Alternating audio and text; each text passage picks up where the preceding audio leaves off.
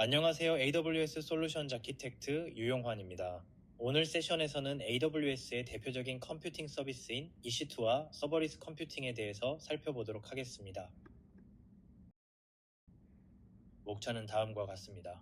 먼저 AWS의 대표적인 컴퓨팅 서비스 EC2에 대해 알아보고 그와 함께 사용되는 몇 가지 핵심 서비스들을 살펴보겠습니다. 그 다음으로는 서버리스 컴퓨팅 옵션인 파게이트와 람다라는 서비스에 대해 간략히 소개해드리겠습니다. AWS는 여러분의 비즈니스 요구에 맞게 새로운 워크로드를 개발하고 운영하실 수 있도록 인스턴스, 컨테이너 또는 서버리스 형태의 세 가지 컴퓨팅 옵션을 제공합니다.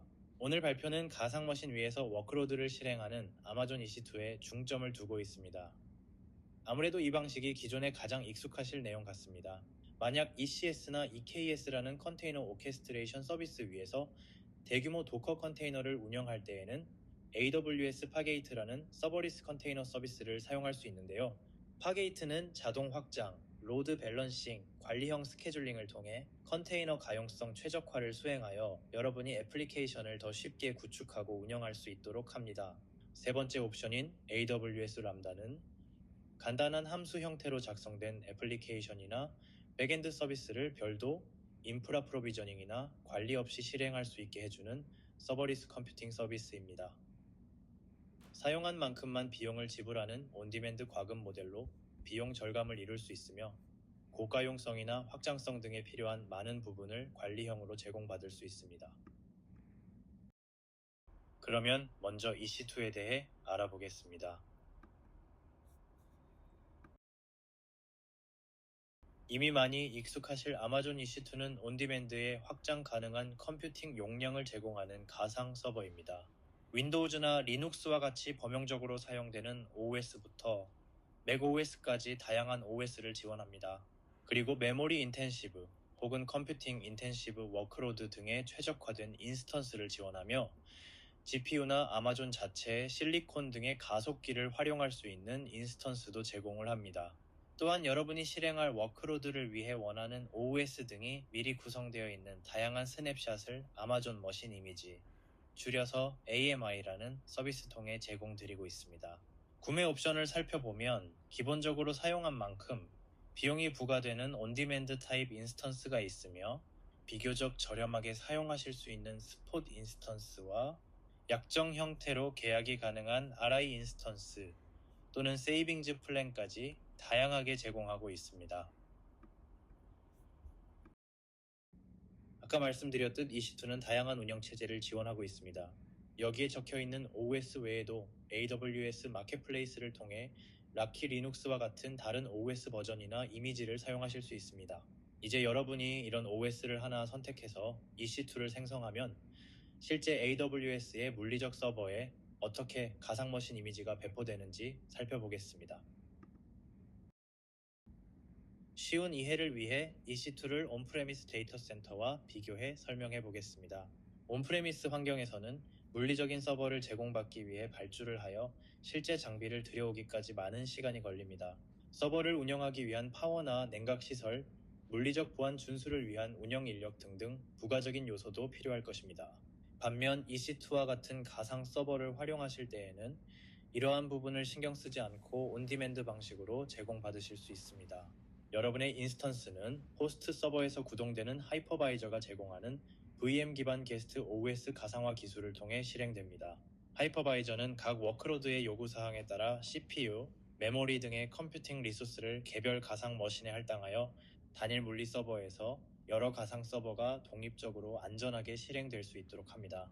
이 그림에서는 게스트 1이라고 하는 게스트 OS가 바로 저희가 얘기하고 있는 EC2에 해당합니다. EC2가 어떻게 배포되는지 알아봤으니 여러분의 워크로드의 종류에 맞게 적절한 유형의 인스턴스를 고르는 방법을 알아보겠습니다. AWS에는 500가지가 넘는 인스턴스 타입이 있기 때문에 각 워크로드에 최적화된 인스턴스 타입을 고르는 것이 성능적으로도 비용적으로도 중요합니다.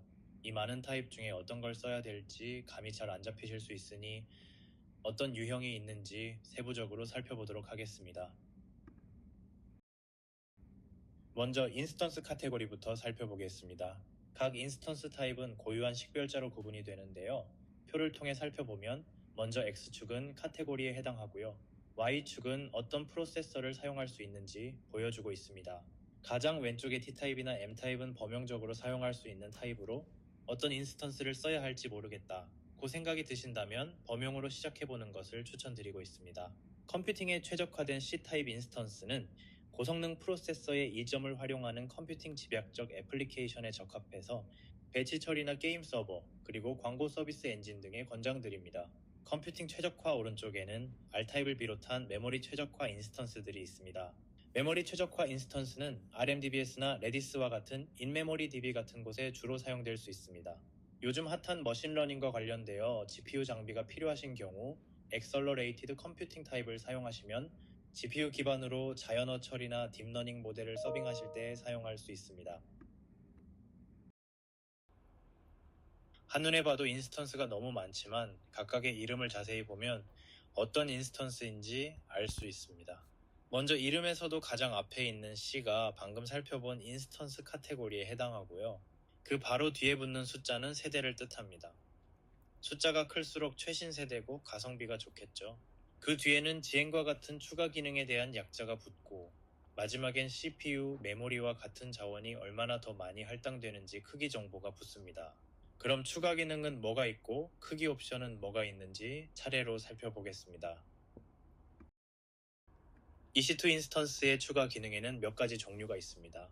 먼저 프로세서가 있는데 앞서 살펴본 것처럼 EC2가 어떤 프로세서를 사용하는지 알파벳으로 구분됩니다.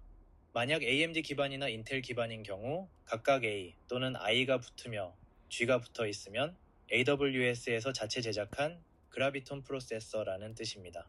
참고로 알파벳이 붙어 있지 않거나 I가 붙어 있다면 인텔 프로세서를 사용한다고 보시면 됩니다. 스토리지나 네트워크 성능이 좋은 인스턴스를 사용하시고 싶다면 인스턴스 스토어 최적화된 D, 블록 스토리지 최적화된 B, 혹은 네트워크 및 EBS 최적화된 N을 찾으시면 되겠습니다. 프로세서에 대해서 조금 더 살펴볼까요? 일반적으로 애플리케이션별로 생각하시는 프로세서와 아키텍처가 이미 있으실 텐데요. 다양한 선택지가 있기 때문에 워크로드에 적절한 것을 고르면 됩니다. 인텔의 경우 AWS와 16년 넘게 협력해 인텔 전 스케일러블 프로세서 기반으로 폭넓은 서비스를 전 세계 리전에서 지원하고 있습니다. 엔비디아와는 10년 이상 협력해 GPU를 활용한 머신러닝, 가상 워크스테이션, HPC, IoT 등을 아우르는 폭넓은 솔루션을 제공해 왔습니다. AMD와는 2018년부터 협업해 최신 AMD 에픽 프로세서를 통해 뛰어난 가성비를 지원하고 있고요. AWS가 직접 설계한 그라비톤 프로세서는 EC2 환경에서 탁월한 가격 대비 성능을 제공하도록 최적화되었습니다. 마지막으로 F1 인스턴스는 FPGA를 활용해 특정 워크로드에 맞춤형 하드웨어 가속을 구현할 수 있도록 해줍니다. 방금 살펴본 것처럼 AWS는 자체 설계한 ARM 기반 칩인 그라비톤 프로세서를 통해 업계 최초로 주요 클라우드 공급자 중 ARM 아키텍처를 EC2 인스턴스에 도입했습니다. 그라비톤2는 1세대보다 성능과 기능이 크게 향상되어 X876 기반 인스턴스 대비 최대 40% 뛰어난 가격 대비 성능을 제공하며 그라비톤3는 추가로 최대 25% 높은 컴퓨팅 성능과 2배 향상된 암호화 성능을 갖추고 있습니다. 그라비톤3E는 HPC와 같은 고성능 워크로드를 위해 벡터 연산 능력이 더 강화된 버전입니다. 리눅스 OS와 관리형 AWS 서비스, 예를 들어 RDS, 람다, 파게이트 등에서 사용할 수 있고 에너지 효율이 높아 비용과 성능을 동시에 만족시키는 인스턴스를 제공합니다. 또한 AWS는 딥러닝을 보다 비용 효율적으로 운영하기 위해 직접 설계한 두 가지 칩을 제공합니다. 먼저 AWS 트레이니움은 고성능 학습용 칩으로 이를 기반으로 한 아마존 EC2 TRN1 인스턴스는 GPU 기반 인스턴스 대비 최대 50% 저렴한 비용으로 클라우드에서 가장 효율적인 ML 학습 환경을 제공합니다. 다음으로 AWS 인퍼렌시아는 추론용 칩으로 아마존 EC2 인프1 인스턴스를 활용하면 동급 GPU 기반 인스턴스보다 최대 70% 낮은 추론 비용과 짧은 지연 시간을 얻을 수 있습니다. 또한 AWS 인퍼렌시아2 칩을 탑재한 인프2 인스턴스는 인프1 대비 최대 3배 높은 컴퓨팅 성능, 4배 높은 액셀러레이터 메모리, 4배 높은 처리량, 10배 낮은 지연 시간을 제공해 대규모 프로덕션 환경에서도 머신러닝 추론 워크로드를 더욱 빠르고 효율적으로 구동할 수 있습니다. 인스턴스 이름에서 가장 끝에 붙어 있는 인스턴스 크기란 마치 티셔츠 사이즈와 비슷하다고 보시면 됩니다. X라지의 2배는 2X라지고 4X라지는 4배, 8X라지는 8배로 2배씩 늘어나는 구조로 보시면 됩니다. 이렇게 크기가 커질수록 CPU, 메모리도 배수로 늘어나게 되고 네트워크 대역폭이나 EBS 대역폭이 증가할 수 있습니다.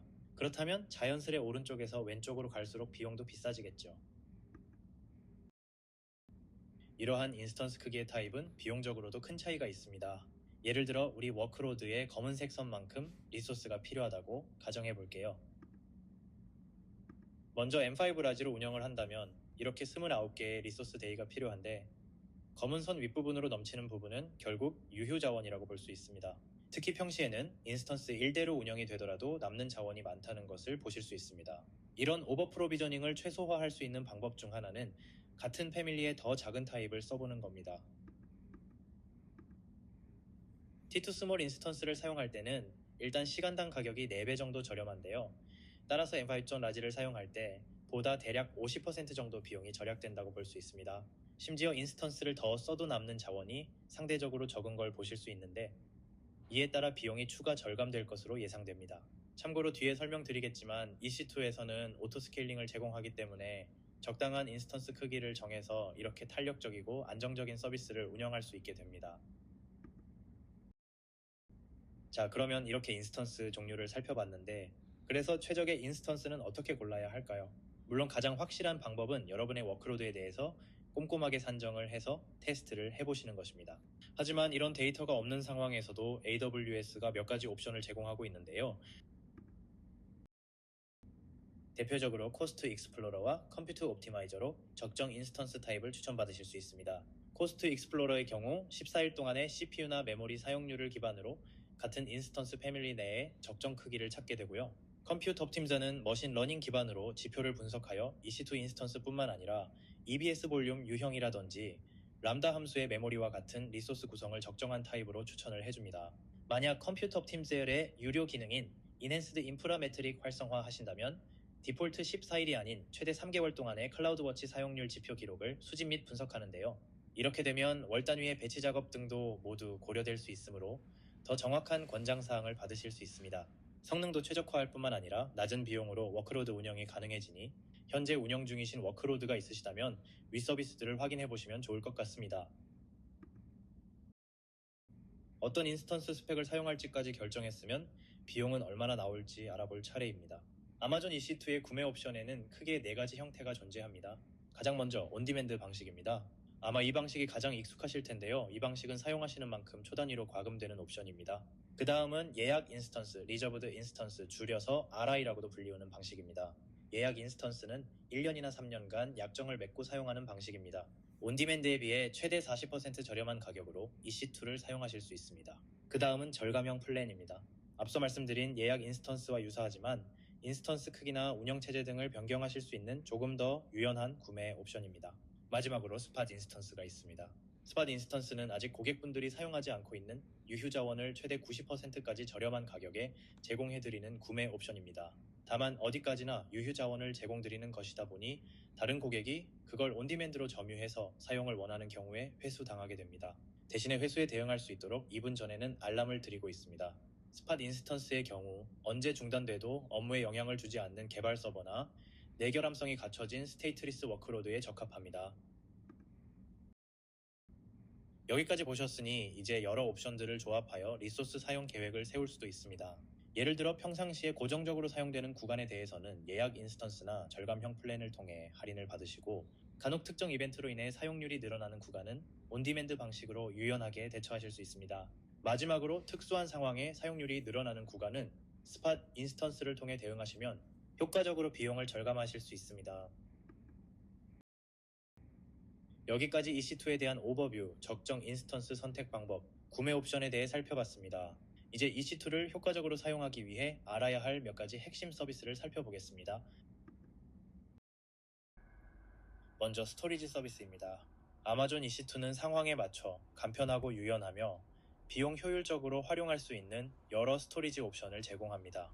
고객 여러분께서는 요구사항에 맞춰 하나를 선택하거나 조합하여 사용할 수 있습니다. 오늘은 이 중에서도 가장 범용적으로 사용하시는 두 가지 블록 스토리지인 아마존 EBS와 인스턴스 스토어에 대해 살펴보겠습니다. 설명드릴 두 스토리지 이외에도 객체 스토리지인 S3, 파일 스토리지인 EFS 등이 있으며 관련 내용은 아래 링크를 통해 확인하실 수 있습니다. EBS와 인스턴스 스토어 각각을 살펴보기에 앞서 그림에서 보시다시피 두 서비스가 EC2에 연결되는 방식이 다르다는 점을 강조드리고 싶은데요. EBS가 네트워크를 통해 EC2 인스턴스에 연결이 되는 반면 인스턴스 스토어는 물리적으로 호스트에 직접 연결되어 사용됩니다. 구조적인 차이로부터 유추할 수 있듯 EBS는 내구성이 더 좋고 인스턴스 스토어는 성능이 더 좋습니다. 그럼 이 두 개 각각에 대해 더 살펴보겠습니다.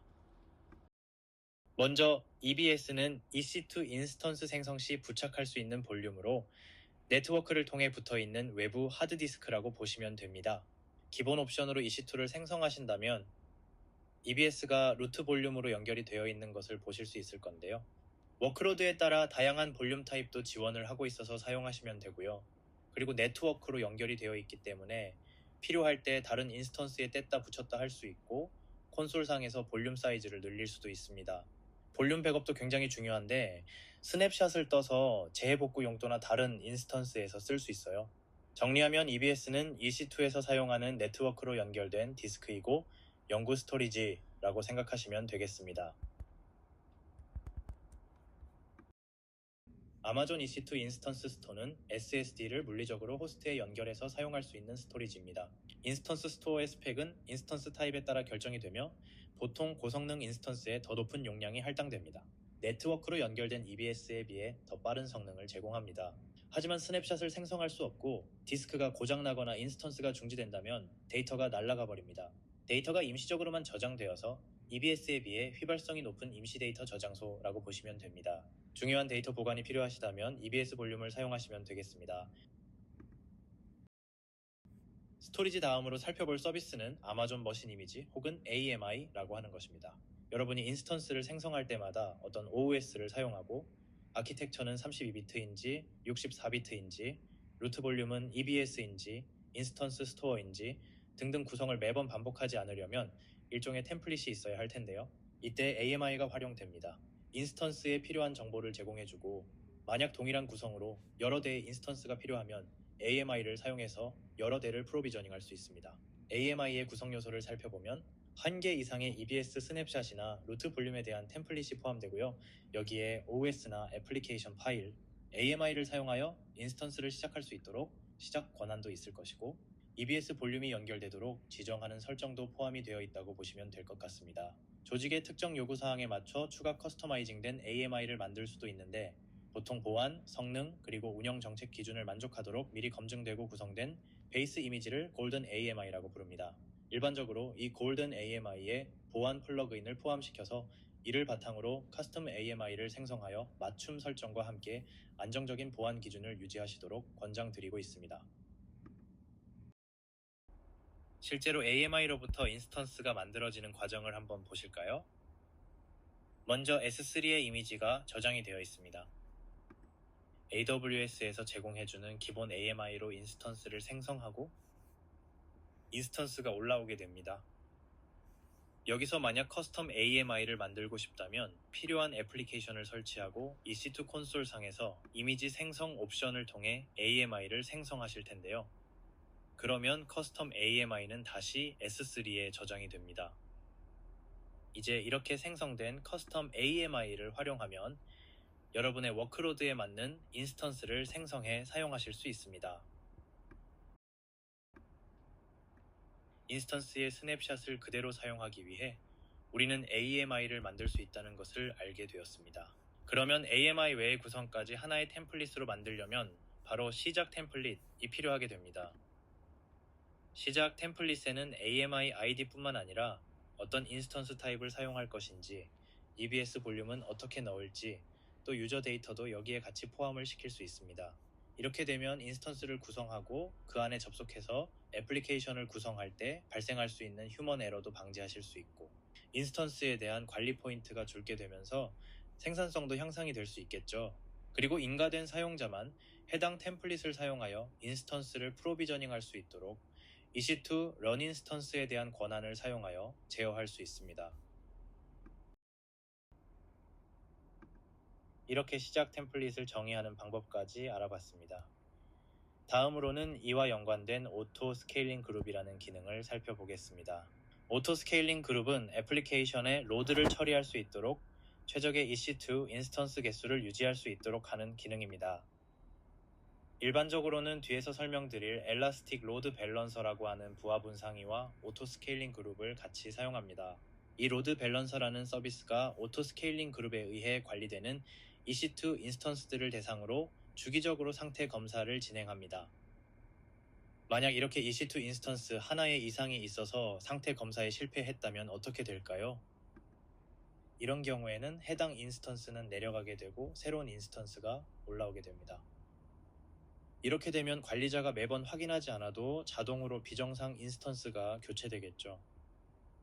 그리고 트래픽 수요에 맞도록 EC2 인스턴스의 확장과 축소가 발생해서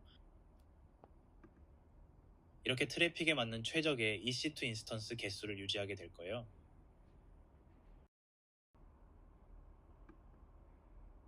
어떤 정책으로 스케일링을 발생시킬 수 있는지 간단하게 살펴보면 먼저 스텝 스케일링 방식이 있습니다. 이건 매트릭을 모니터링하다가 여러분이 정의한 용량에 따라 스케일링이 발생하도록 규칙을 직접 지정을 하는 거예요. 두 번째는 타겟 트래킹인데요. 이건 가정집의 보일러가 집의 온도 조절하는 방식과 비슷하죠. CPU 사용률과 같은 특정 매트릭에 대한 임계치를 지정하시면 AWS에서 그에 따라 인스턴스 개수를 유지하기 위해 알아서 인스턴스를 확장했다가 축소하게 됩니다. 여기까지가 트래픽에 따라 동적으로 인스턴스가 자동 확장되는 다이나믹 스케일링이고요. 다음은 스케줄드 스케일링입니다. 앞서 설명드린 두 방식은 인스턴스가 프로비저닝되고 애플리케이션이 올라오고 상태 검사를 할 때까지 생각보다 시간이 많이 소요될 수 있습니다. 따라서 블랙 프라이데이처럼 예상이 되는 이벤트가 있다면 예약을 걸으셔서 미리 인스턴스를 프로비저닝하는 것이 가능합니다. 마지막으로는 과거 트래픽 패턴을 바탕으로 예측된 수요에 따라 사전적으로 인스턴스를 시작하여 인스턴스 수를 조정하는 프리딕티브 스케일링 기능도 있습니다. 이와 같이 오토스케일링은 사용자가 정의한 조건에 따라 EC2 인스턴스를 자동으로 추가하거나 제거하여 애플리케이션의 가용성을 유지합니다. 실제 오토스케일링 생성 시에는 그룹 설정을 통해서 최소, 최대미 원하는 EC2 인스턴스 수를 지정할 수 있고 구성 템플릿을 통해 인스턴스 시작에 사용되는 템플릿을 지정할 수 있으며 스케일링 옵션에서 여러분 니즈에 맞게 오토스케일링 그룹이 확장할 수 있는 옵션을 선택하게 됩니다. 비용의 경우 오토스케일링 기능 자체에 대한 추가 요금은 없고 EC2 인스턴스, EBS 볼륨, 클라우드워치 경보와 같이 사용한 AWS 리소스에 대해서만 지불하시면 됩니다. 이러한 오토스케일링은 다음과 같은 세 가지 이점을 갖습니다. 먼저 내결함성인데요. 앞서 살펴본 것처럼 오토스케일링은 인스턴스가 비정상일 때 이를 감지하여 종료하고 교체할 인스턴스를 시작할 수 있습니다. 예를 들어 다중 가용 영역을 사용하도록 오토스케일링을 구성하는 경우 하나의 가용 영역이 사용 불가 상태가 되면 다른 가용 영역에서 새 인스턴스를 시작하는 등 셀프 힐링 기능을 내재하고 있습니다. 두 번째는 가용성입니다. 오토스케일링은 애플리케이션이 동적 혹은 사전적으로 트래픽 수요를 처리할 수 있는 적절한 용량을 확보하고 평시에는 디자이어드 캐패시티를 달성할 수 있도록 도와줍니다. 세 번째로 비용 절감입니다. 앞서 살펴본 것처럼 오토스케일링에 별도 비용이 안 들 뿐만 아니라 오버 프로비저닝을 손쉽게 방지하여 유휴 자원에 들어가는 비용을 최소화할 수 있습니다. 이제 종종 오토스케일링과 함께 사용되는 엘라스틱 로드 밸런서에 대해 알아보겠습니다. 엘라스틱 로드 밸런서는 네트워크 트래픽 분산을 통해 애플리케이션의 확장성을 개선하는 역할을 합니다. 여러분의 인스턴스가 고가용성을 확보하기 위해서는 여러 가용 영역에 걸쳐서 인스턴스를 배치하는 것이 좋은데요. 여기서 로드 밸런서가 각 인스턴스에 골고루 트래픽을 보내는 역할을 합니다. 로드 밸런서는 트래픽에 따라 유연하게 확장이 되기도 하고 오토 스케일링 그룹과 연계해서 EC2를 로드 밸런서의 요청수에 따라서 확장할 수도 있습니다. 로드 밸런서의 뒷단에서 트래픽을 받을 수 있는 대상에는 어떤 게 있을까요? 방금 살펴본 EC2 인스턴스 외에도 컨테이너, IP 주소, 람다 함수, 그리고 가상 어플라이언스로도 로드 밸런서가 트래픽을 보낼 수 있습니다. 로드 밸런서의 종류에는 4가지가 있는데 오늘은 그 중에서도 가장 많이 찾으시는 애플리케이션 로드 밸런서와 네트워크 로드 밸런서에 대해서 다뤄보도록 하겠습니다. 먼저 왼쪽에 보이는 애플리케이션 로드 밸런서 혹은 ALB는 L7 레이어의 로드 밸런서입니다. URL에 기반하여 타겟 그룹으로 HTTP, HTTPS, gRPC 요청을 전달하는 규칙을 생성하실 수 있으며 이 기능은 NLB나 CLB에서는 사용하실 수 없습니다. 또한 호스트 기반 라우팅과 경로 기반 라우팅을 지원하는데 예를 들어 api.example.com이면 A 타겟 그룹으로 mobile.example.com이면 B 타겟 그룹으로 호스트 기반 라우팅을 수행하실 수 있고 example.com/서비스 A와 example.com/서비스 B처럼 경로를 기반으로 분리할 수 있습니다. 네트워크 로드 밸런서 혹은 NLB는 레이어 4에서 작동하는 로드 밸런서로 TCP, UDP, TLS 프로토콜을 지원합니다. 고정 IP 주소를 제공하기 때문에 클라이언트가 항상 동일한 IP로 접속할 수 있다는 장점이 있습니다.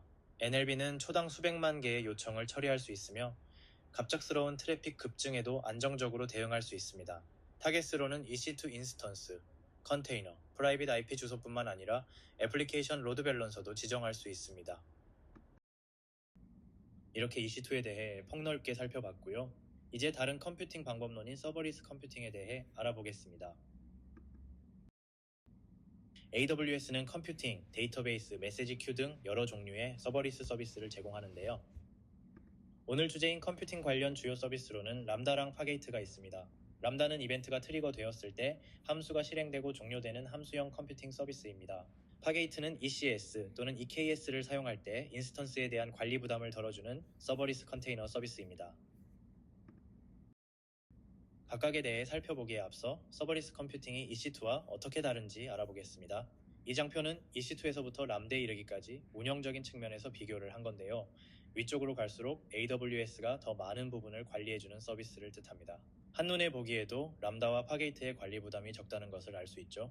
일례로 람다는 여러분께서 애플리케이션 코드만 관리하시고 AWS에서 프로비저닝이나 하드웨어 관리 등을 대신하는 방식의 컴퓨팅 서비스입니다. 또한 이벤트가 트리거되어 실행된 후에는 리소스가 알아서 종료되며 사용한 만큼 비용이 발생하기 때문에 이벤트 드립은 아키텍처에서 활용하기 좋은 서비스이기도 합니다. 이어지는 장표에서 파게이트와 람다에 대해 좀 더 자세히 살펴보겠습니다. 파게이트는 2017년 11월에 출시된 컨테이너 서비스입니다. 완전 관리형 서비스이기 때문에 EC2와 같이 인스턴스를 직접 프로비저닝하거나 패치, 업그레이드 등의 관리를 수행할 필요가 없습니다. 또한 적절한 인스턴스 유형이나 크기 선택에 대해 걱정할 필요 없이 탄력적으로 스케일링이 가능하며 사용한 리소스만큼만 과금되는 서비스입니다. 마지막으로 AWS 생태계와 완벽하게 통합되어 있다는 장점이 있는데요. 사실 AWS 자체도 플랫폼의 첫 번째 기본 단위로 컨테이너를 만드는데 수년간 투자해왔다고 합니다. 그래서 저희의 컨테이너 오케스트레이션 서비스인 ECS에 IAM, 네트워킹, 로드 밸런서, VPC와의 통합 같은 모든 것들이 내장되어 있으며 파게이트 또한 이 장점들을 그대로 활용합니다. 그러면 기존 EC2 인스턴스와 어떻게 관리 포인트의 차이가 있을까요? 이 장표에서 분홍색은 고객이 관리하는 영역, 주황색은 AWS에서 관리하는 영역입니다. EC2에서 컨테이너 워크로드 실행을 하기 위해서는 컨테이너화된 애플리케이션과 함께 OS, 컨테이너 런타임 환경, 스토리지, 로깅, 모니터링 에이전트 관리를 직접 하셔야 했다면 파게이트에서는 컨테이너화된 애플리케이션만 준비하시면 됩니다. 즉 운영 요소를 줄이고 고객 여러분의 비즈니스에 좀 더 집중하실 수 있는 환경이 제공된다라고 보시면 됩니다. 참고로 ECS나 EKS에서 반드시 모두 파게이트를 사용할 필요는 없습니다. 커널 수준의 접근 권한이 필요한 일부 애플리케이션은 EC2 혹은 매니지드 노드 그룹을 사용하시고 나머지는 파게이트를 통해 관리받는 혼합 구성도 가능합니다. 파게이트가 서버리스 컨테이너 실행을 어떻게 도와주는지 이해해 보기 위해 예제를 살펴보겠습니다. 파게이트 없이 EC2 인스턴스 하나에서 2개의 태스크가 실행되고 있다고 가정해 보겠습니다. 여기서 태스크란 애플리케이션 및 사이드카 컨테이너처럼 함께 배포되는 컨테이너 꾸러미라고 보시면 되고요. 2개의 태스크를 실행하려면 기본적으로 인스턴스에 OS, 컨테이너 런타임, 그리고 아마존 ECS의 경우 ECS 에이전트가 필요합니다. 이 방식은 몇 가지 운영 부담을 초래할 수 있는데요. 구체적으로는 설치된 OS와 ECS 에이전트 등의 패치나 업데이트해야 하는 부담이 생깁니다. 또한 사용량 최적화를 위해 인스턴스를 직접 확장 및 축소해야 하는 부담이 있는데요. EC2의 CPU나 메모리 자원을 컨테이너들이 최대로 사용하고 있는지 지속적으로 모니터링해야 한다는 말씀입니다. 이 모든 작업은 애플리케이션 관리 측면에서 추가적인 운영 부담이 될 수밖에 없죠.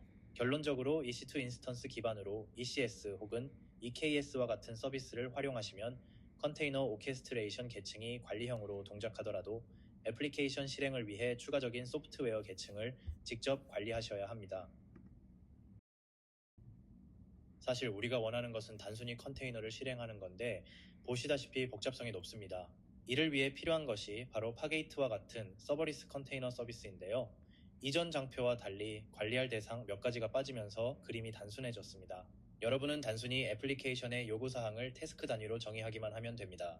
즉 서비스가 어떻게 확장되어야 하는지, 어떤 지표를 모니터링할 것인지, 그리고 파게이트가 몇 개의 추가적인 컨테이너나 태스크를 실행해야 하는지만 설정하면 됩니다. 참고로 파게이트 플랫폼의 커널이나 운영체제 업데이트, 새로운 기능 추가, 버그 수정 또는 보안 업데이트가 있을 때 버전 업데이트를 제공하며 버전을 업그레이드하면 보안 업데이트와 패치가 태스크에 자동으로 배포됩니다. 만약 특정 플랫폼 버전에 영향을 주는 보안 문제가 있으면 AWS에서 해당 플랫폼 버전을 패치하여 해결합니다. AWS 파게이트에서 태스크 및 컨테이너 정의를 구성할 때 컨테이너가 실행될 운영체제를 지정해야 하는데 지원되는 운영체제는 이 장표와 같습니다. AWS 파게이트에서 아마존 ECS 태스크 정의를 작성할 때는 태스크 수준에서 CPU와 메모리를 반드시 지정해야 하는데 선택 가능한 옵션은 오른쪽 표와 같습니다. 또 고객 여러분이 자주 질문 주시는 중에 GPU 지원 여부가 있는데 아직까지는 파게이트에서 GPU 사용을 지원하지 않습니다. 컨테이너 수준에서도 CPU와 메모리를 설정할 수 있지만 이는 선택사항이며 대부분의 사용 사례에서는 태스크 수준에서만 지정해도 충분합니다. AWS 파게이트 내부를 좀 더 살펴보면 이렇게 구성되어 있는데요. 기본적으로 파게이트 인스턴스들은 AWS에서 관리하는 VPC에 배포되며 그 위에서 각 태스크는 자체 커널 네임스페이스와 C그룹을 사용하여 다른 태스크와 격리됩니다. 또한 파게이트는 고객의 VPC에 엘라스틱 네트워크 인터페이스를 직접 연결하여 파게이트 VPC에서 실행되는 컨테이너가 RDS나 ALB 같이 여러분의 VPC 내 자원과 직접 통신할 수 있도록 지원합니다. 파게이트는 보안 측면에서 여러 가지 이점을 제공합니다. 앞서 설명드린 것처럼 패치가 자동화되고 태스크 수준의 격리가 보장됩니다. 또한 컨테이너에 과도한 호스트 접근 권한을 부여할 수 있는 프리빌리지드 모드의 사용을 허용하지 않음으로써 관리형 서비스로서 보안성을 유지합니다. AWS VPC 네트워크 모드를 필수적으로 사용하기 때문에 각 태스크별 고유한 네트워크 인터페이스가 할당되며 여기에 보안 그룹의 인바운드 및 아웃바운드 규칙을 적용하여 세밀한 네트워크 제어가 가능합니다. 마지막으로 ECS 이그젝을 통해 안전하고 감사 가능한 방식으로 컨테이너 명령 실행이 가능합니다. 이제 함수형 컴퓨팅 서비스인 AWS 람다에 대해 살펴볼 텐데요. 람다는 Node.js, 파이썬, 자바 등 우리가 친숙한 방식으로 함수를 작성하면 이를 완전 관리형으로 실행할 수 있도록 도와줍니다.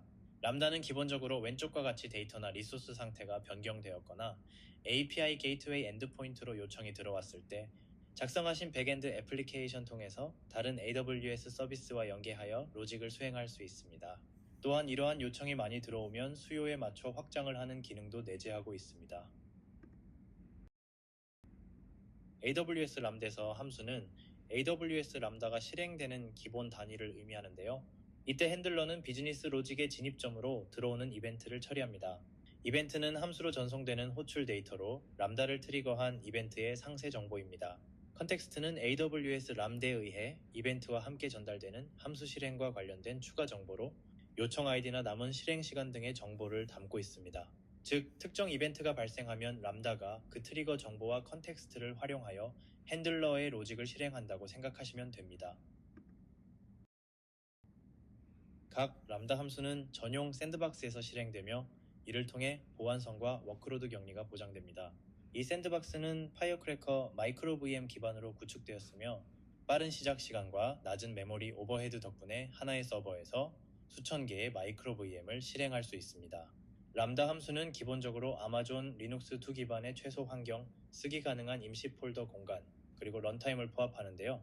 실행 환경과 런타임은 AWS가 관리형으로 제공하며 보안을 위해 고객 여러분은 API를 통해서만 접근하실 수 있으며 직접 접근은 허용되지 않습니다. 다만 커스텀 패키지가 포함된 커스텀 런타임을 구성해 사용하는 경우 직접 관리할 부분이 생길 수 있습니다. 람다 함수의 보안을 강화하기 위해 AWS IAM을 활용할 수 있습니다. 기본적으로 람다에서는 펑션 폴리시와 이그제큐션 롤을 사용하여 액세스를 제어하는데, 펑션 폴리시는 함수 호출 방식을 정의하며 다른 계정에서 액세스할 수 있는 권한을 설정할 수 있습니다. 예를 들어 API 게이트웨이 A 액션은 람다 함수 B를 호출할 수 있다 같은 권한 설정이 가능합니다. 이그제큐션 롤은 함수가 접근할 수 있는 AWS 리소스를 정의합니다. 예를 들어 람다 함수 A는 DynamoDB 테이블 B의 데이터를 쓸 수 있다 같은 정의가 가능합니다. 람다 함수가 VPC 내부의 리소스에 접근하려면 보안을 위해 추가적인 네트워크 구성이 필요한데요. 람다 함수는 파게이트와 마찬가지로 AWS가 관리하는 VPC에서 실행되기 때문에 여러분 VPC에 연결할 때는 엘라스틱 네트워크 인터페이스를 사용합니다. 이때 함수 호출 자체는 인보크 액션을 통해 이루어지며 IAM을 통해 접근 권한이 제어됩니다. 다만 이러한 구성에서는 인터넷 접근 시 복잡성이 늘어날 수 있기 때문에 VPC 내부 리소스에 접근이 필요한 경우에만 권장드립니다. 지금까지 긴 시간 동안 경청해 주셔서 감사합니다.